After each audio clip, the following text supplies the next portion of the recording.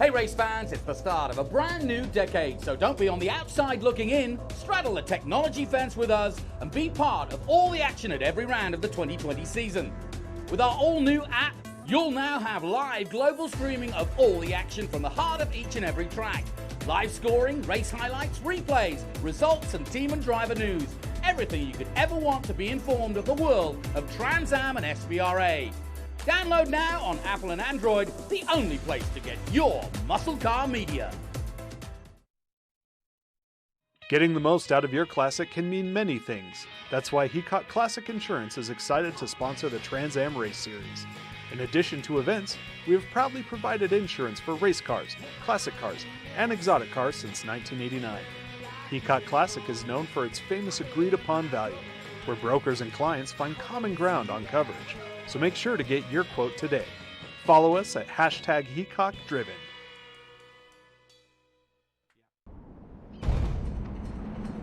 Land Rover has reimagined an icon, and in doing so, has created an SUV for the 21st century. Challenged in the most demanding of terrains, not only did the new Defender survive, it thrived. We knew the only way to honor its heritage was to design a vehicle built for a new breed of explorers as we reinvent the future of adventuring together. This is what makes the new Defender capable of great things. Land Rover, above and beyond. Maui Jim sunglasses were born on the beaches of Hawaii, designed to respond to the bright sun and harsh glare of the islands, all while enhancing the view. After 30 years, we're still independently owned, and the free-thinking Hawaiian spirit that first inspired us is still a part of everything we do. Our Polarized Plus 2 lenses not only protect eyes from harmful rays, they also make colors more vivid and contrast crisper. Try on a pair and see for yourself. The view's better from here. A marathon coach owner is someone who expects exploration and relaxation to blend flawlessly. For the most reliable, luxurious motor coach on the market today, look no further than Marathon Coach. Indulge that wanderlust, leave any cares behind, and lead a life filled with adventure. Join the Marathon family and take your 5-star hotel with you. Yes, ladies and gentlemen, we do drive it.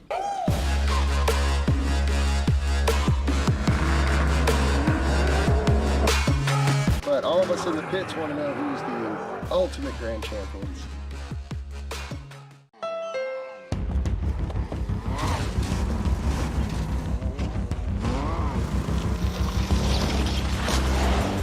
There's a challenging spirit within Honda. It gives us the courage to go faster and the thinking to make it real.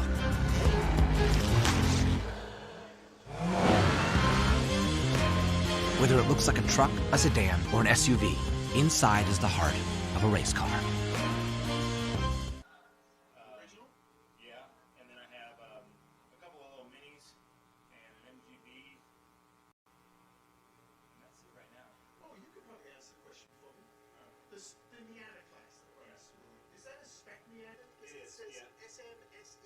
What's the SE? I don't know what SE is, but it is a spec Miata class. So everyone, welcome back to Mid-Ohio Sports Course. It's TA2 and qualifying for these guys. Now, they had expected, funnily enough, to be in rather inclement weather. But as you can see, these aren't recorded pictures. You are watching live on our live stream high above the Mid-Ohio circuit. And we have bright sunshine. It's the end of the day here.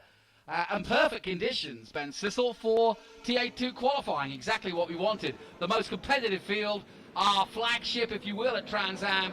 And I've got a feeling that this is going to be a really good series this year.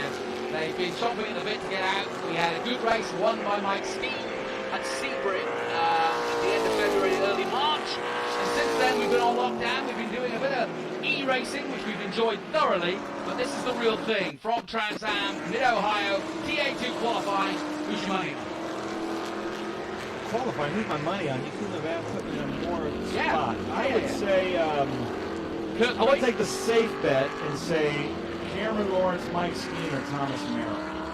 Yeah, good call. But then there's always Rafa Matos. And then there's always the wild cards, and you never know. Maybe JP Southern has a ton of time here for some reason at Mid-Ohio because he's kind of in the area. Yeah, that's very true. And he is a young kid on the way up Kurt Voigt, I'm delighted to say, having had flames bursting out of the side of the car earlier today, is back out on track, and we did predict that that would be the case. Yep. I actually just I went to the grid and talked to his mechanic, and it was a power steering line, had a pinhole in it that just burst and went right on the header. Good intel. Well done, on man. fire.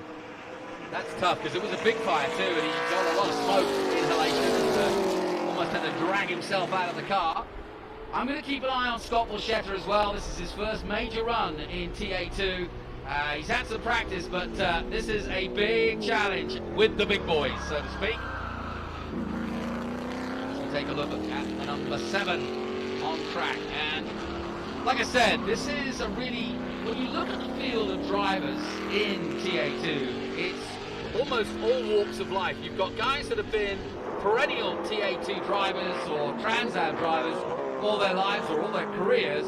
You've got guys who are on the way up, like JP Sutton, who's literally just jumped out of a single-seater last year.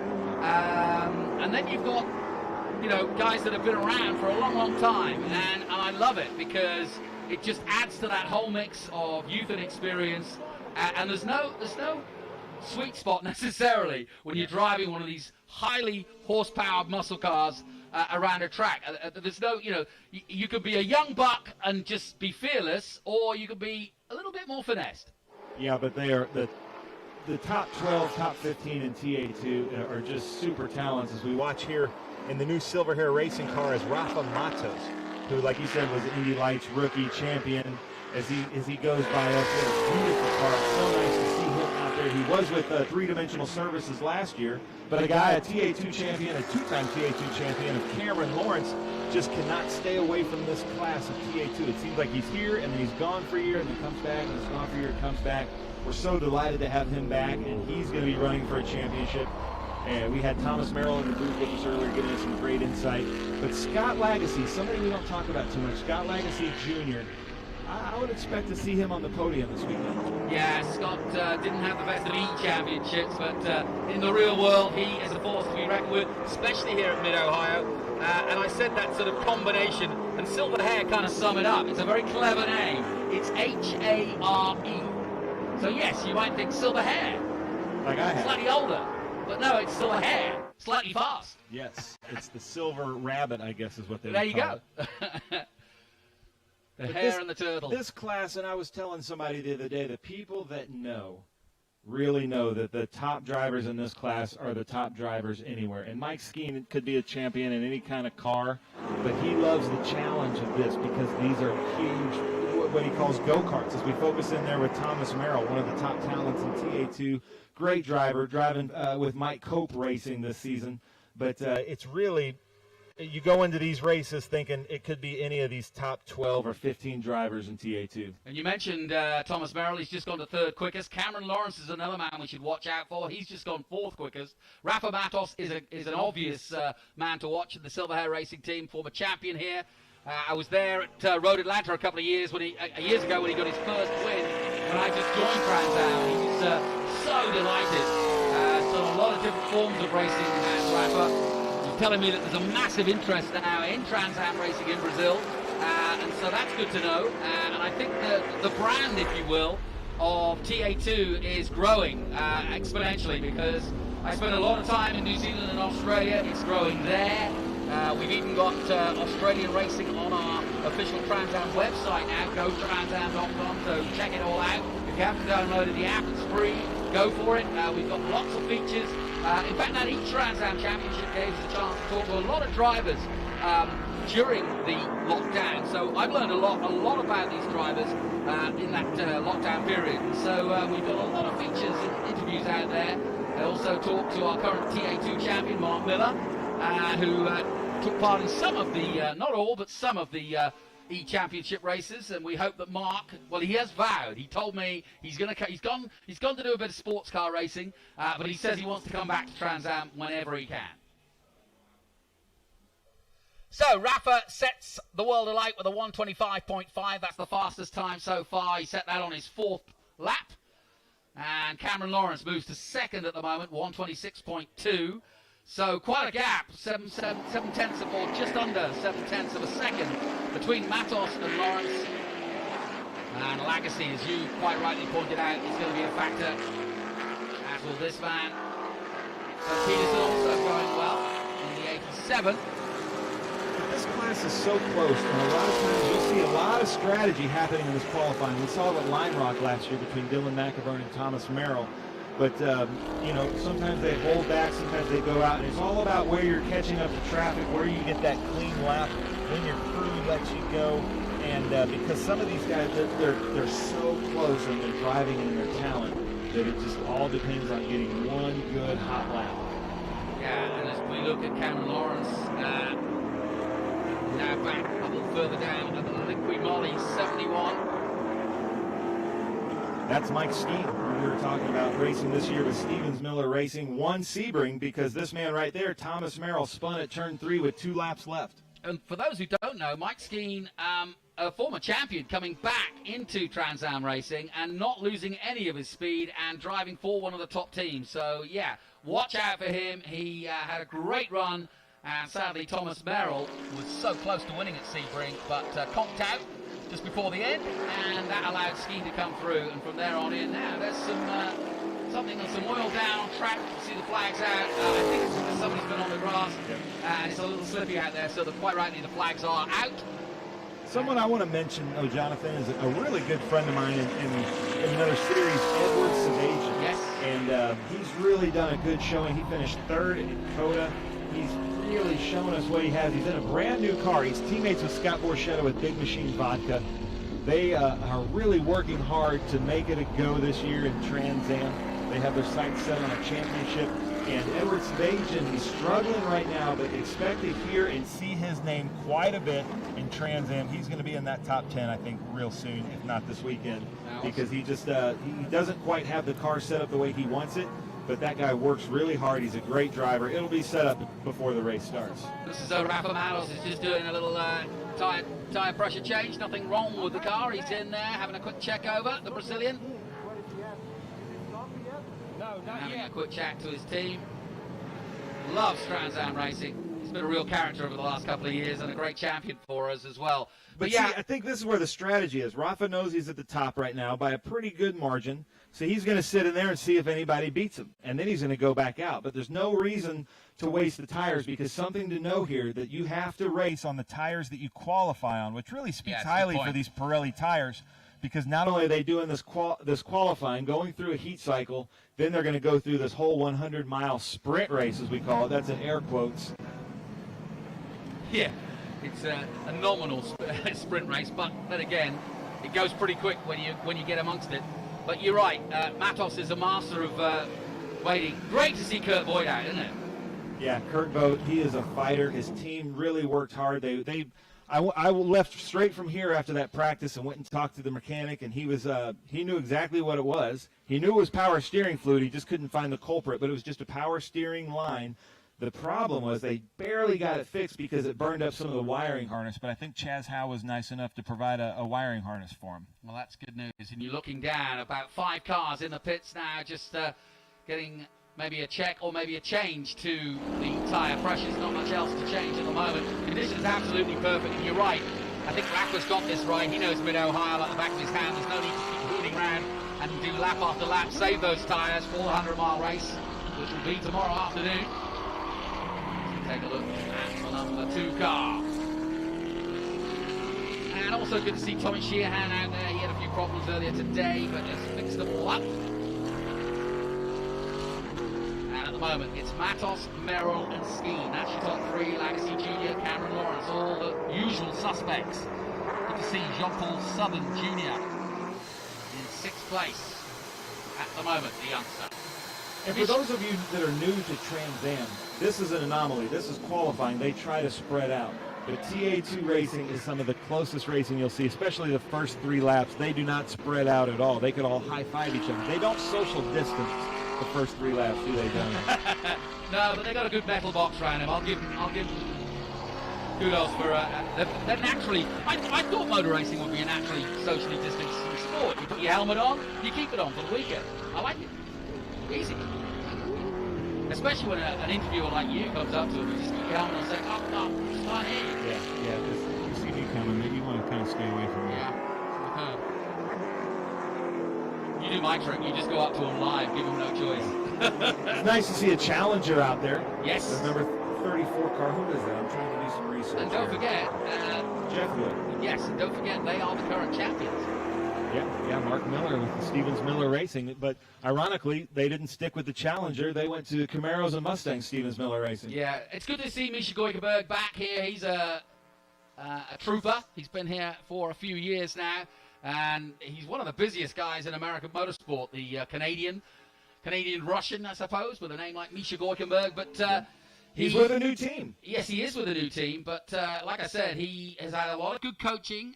Does a lot of different series over the year, and he's certainly come on as a driver in the last few years that I've been watching him alone. As we go back to Mike Skeen, our current championship leader, currently in third position in qualifying with 6 minutes to go. So time running out now in our qualifying session as we get down to whether Rafa Matos needs to go out again. He's probably out there circulating so that he's in a position to just make sure he banks in a lap if he needs to. Mike Skeen going second quickest now at a 25.8. Here he is.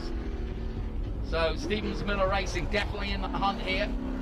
As Skeen goes to a provisional front row start with Matos. That will be an almighty battle between the Liquid Molly man and the silver hair racer. I don't know. I expect to see Thomas Merrill or Cameron Lawrence or Scott Lagacy Jr. come in there. I think we're going to have somebody between Rafa and Skeen. Okay.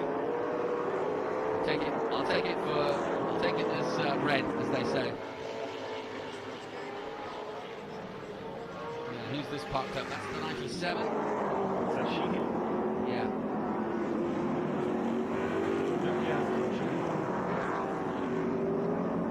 The track, just you can tell from these visuals, great visuals from our camera operators, thank you, but you can just tell the track is still slick. We're just not able to lay down enough rubber.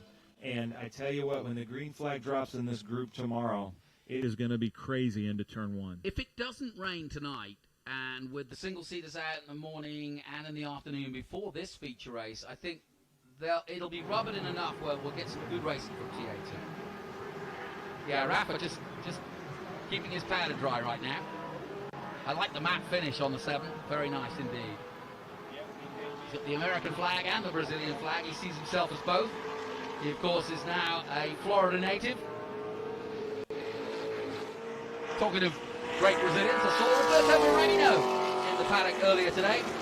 Always great to have a superstar amongst our ranks. And I saw Little Al as well, so you never know who you're going to bump into at a Trans Am race. Yeah, I did a radio interview today with one of our drivers out of Detroit, and sitting next to me was my friend Phil Wicks, who drove the red car in the original Italian job room. Oh, really? Yeah.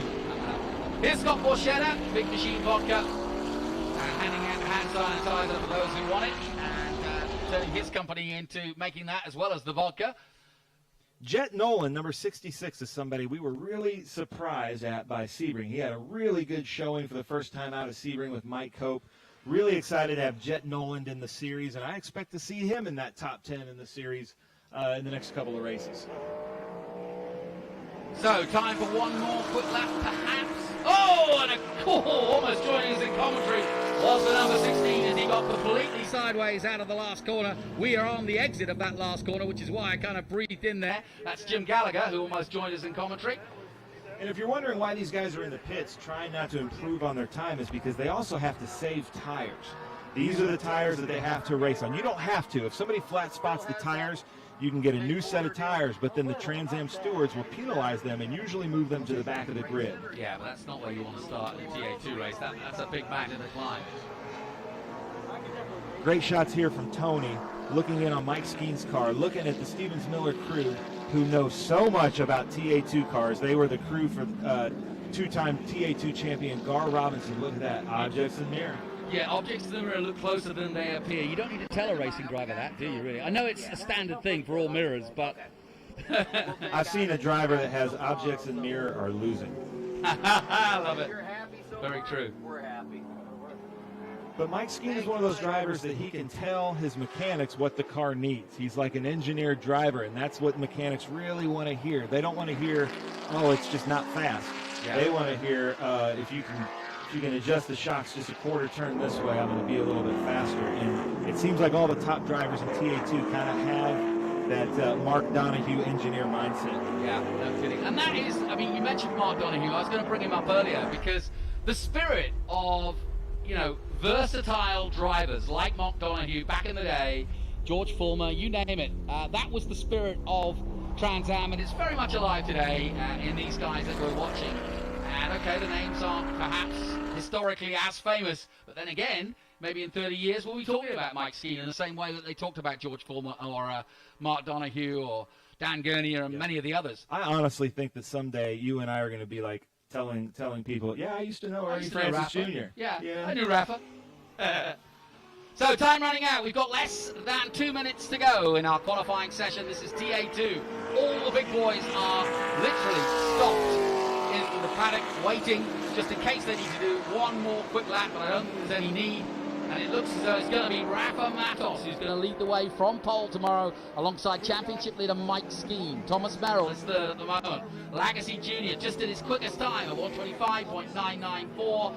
And that compares admirably to the 125.585 of Rafa Matos. Not quite as quick, but yes, that is game over for Peterson. As he rolls it back, I think it's going to be the same for Skeen. And that will pretty much put pay to the qualifying here at Mid-Ohio. But look at that visual right there that we're getting from turn one. Aren't you just so excited to be back at racing? I know, it is nice. It's nice to hear the roar, that's for sure.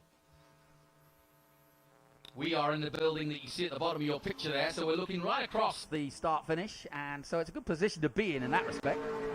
We don't miss much here. And yeah, Look at that. He's got his timing. Rafa knows where he is.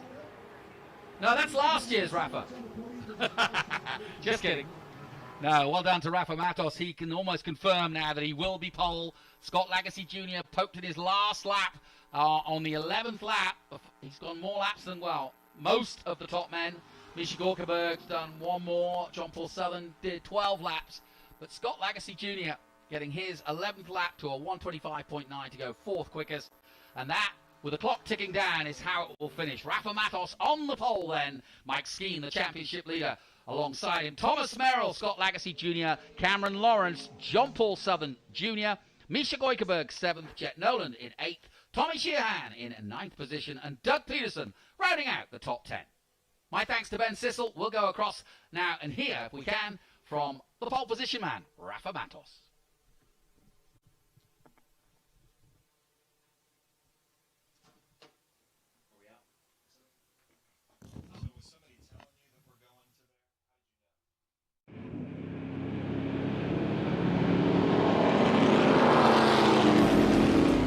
Hey race fans, it's the start of a brand new decade, so don't be on the outside looking in. Straddle the technology fence with us and be part of all the action at every round of the 2020 season. With our all-new app, you'll now have live global streaming of all the action from the heart of each and every track. Live scoring, race highlights, replays, results and team and driver news. Everything you could ever want to be informed of the world of Trans Am and SVRA. Download now on Apple and Android, the only place to get your muscle car media.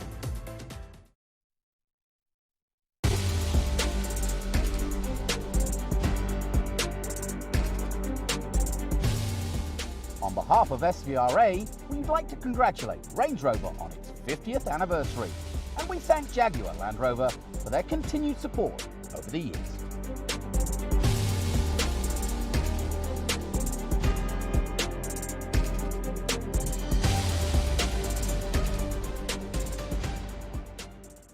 Getting the most out of your Classic can mean many things. That's why Heacock Classic Insurance is excited to sponsor the Trans Am Race Series. In addition to events, we have proudly provided insurance for race cars, classic cars, and exotic cars since 1989. Heacock Classic is known for its famous agreed-upon value, where brokers and clients find common ground on coverage. So make sure to get your quote today. Follow us at #HeacockDriven. One of the main reasons for poor vehicle performance is a dirty fuel system.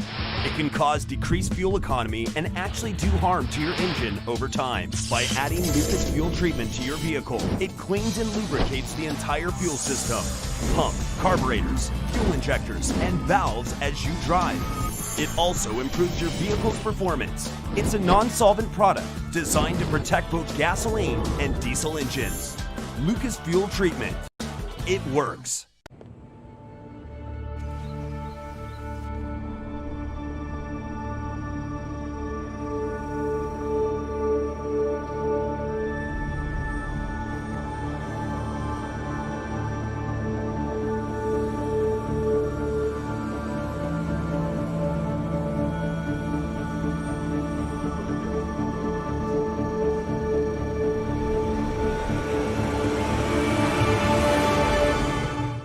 Yes, ladies and gentlemen, we do drive it.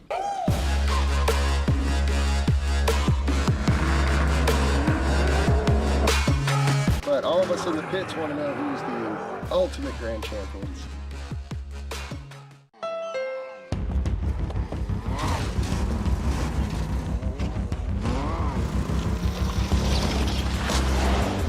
There's a challenging spirit within Honda.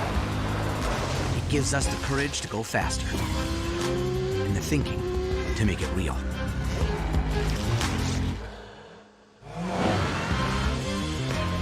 Whether it looks like a truck, a sedan, or an SUV, inside is the heart of a race car.